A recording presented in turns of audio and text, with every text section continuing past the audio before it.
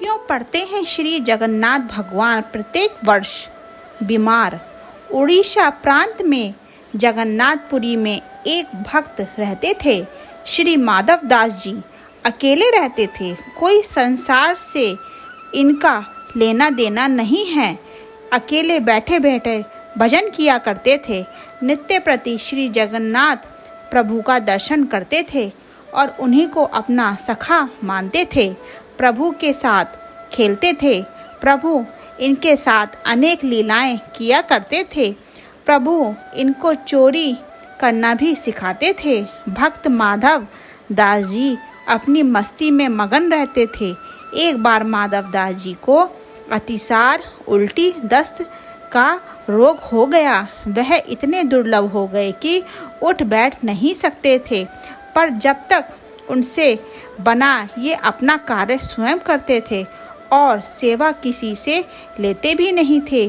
कोई कहे महाराज जी हम कर दें आपकी सेवा, तो कहते नहीं, मेरे तो एक जगन्नाथ ही हैं, वही मेरी रक्षा करेंगे। ऐसी दशा में जब उनका रोग बढ़ गया तो उठने बैठने में भी असमर्थ हो गए। तब श्री जगन्नाथ जी स्वयं सेवक बनकर उनके घर पहुँचे और माधव दास जी को कहा कि हम आपकी सेवा कर दें।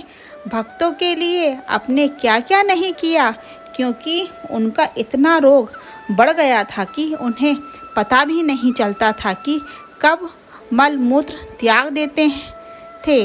वस्त्र गंदे हो जाते थे। उन वस्त्रों को जगन्नाथ भगवान अपने हाथों से साफ करते थे। उनके पूरे शरीर को साफ करते थे। उनको अच्छा करते थे। कोई अपना भी इतनी सेवा नहीं कर सकते जितनी जगन्नाथ भगवान ने भक्त माधव दास जी की सेवा करी थी। भक्त माधव दास जी पर प्रभु का स्नेह जब माधव दास जी को होश आया, तब उन्होंने तुरंत पहचान लिया कि यह तो मेरे प्रभु हैं। एक दिन श्री माधव दास जी ने पूछ ही लिया, प्रभु आप तो त्रिभुवन के मालिक हो, स्वामी हो, आप मेरा सेवा कर रहे हो। आप चाहते तो मेरा ये रोग भी दूर कर सकते थे। रोग दूर कर देते तो ये सब करना नहीं पड़ता। ठाकुर जी कहते, हाँ देखो माधव, मुझसे भक्तों का कष्ट नहीं सहा जाता, इसी कारण तुम्हारी सेवा मैंने स्वयं की। जो कि अपराध होता है उसे तो भोगना ही पड़ता है। अगर उसको काटोगे तो इस जन्म में, नहीं तो उसको भोगने के लिए फिर तुम्हें अगला जन्म लेना पड़ेगा। और मैं नहीं चाहता कि मेरे भक्त को जरा से अपराध के कारण अगला जन्म फिर लेना पड़े, इसीलिए मैंने तुम्हारी सेवा की। लेकिन अगर फिर भी तुम कह रहे हो तो भक्त की बात भी नहीं टाल सकता। भक्तों के सहायक बन उनके अपराधों के दुखों से, कष्टों से सहज ही पार कर देते हैं। प्रभु अब तुम्हारे अपराध में ये 15 दिन का रोग और बचा है, इसलिए 15 दिन का रोग तू मुझे दे दे। 15 दिन का वो रोग जगन्नाथ प्रभु ने माधव दास जी से ले लिया। आज भी इसीलिए जगन्नाथ भगवान होते हैं बीमार। वो तो हो गई तब की बात, पर भक्त वत्सलता देखो, आज भी वर्ष में एक बार जगन्नाथ भगवान को स्नान कराया जाता है, जिसे स्नान यात्रा कहते हैं। स्नान यात्रा करने के बाद हर साल 15 दिन के लिए जगन्नाथ भगवान आज भी बीमार पड़ते हैं। 15 दिन के लिए मंदिर बंद कर दिया जाता है।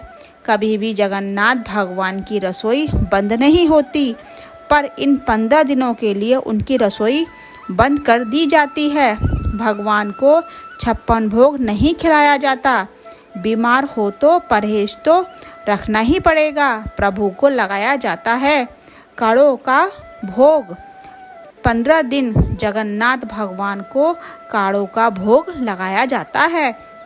इस दौरान भगवान को आयुर्वेदिक और काढ़ों का भोग लगाया जाता है। जगन्नाथ धाम मंदिर में तो भगवान की बीमारी की जांच करने के लिए हर दिन वैद्य भी आते हैं और काढ़े के अलावा फलों का रस भी दिया जाता है। वहीं रोज शीतल लेप भी लगाया जाता है। बीमार के दौरान उन्हें फलों का रस, छेना का भोग लगाया जाता है और रात में सोने से पहले मीठा दूध अर्पित किया जाता है। भगवान जगन्नाथ बीमार हो गए और अब 15 दिन तक आराम करेंगे।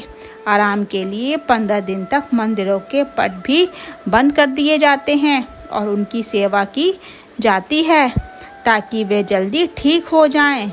जिस दिन वे पूरी तरह से ठीक होते हैं उस दिन जगन्नाथ यात्रा निकलती है, जिसके दर्शन हेतु असंख्य भक्त उमड़ते हैं। खुद पे तकलीफ लेकर अपने भक्तों का जीवन सुखमयी बनाते हैं। ऐसे तो सिर्फ मेरे भगवान ही हो सकते हैं। जय श्री जगन्नाथ महाराज की जय। हमारी वीडियो अच्छी लगी हो तो हमारे चैनल को भक्ति 24 टीवी को सब्सक्राइब करें। लाइक करके कमेंट में जय श्री कृष्णा जरूर लिखें। धन्यवाद।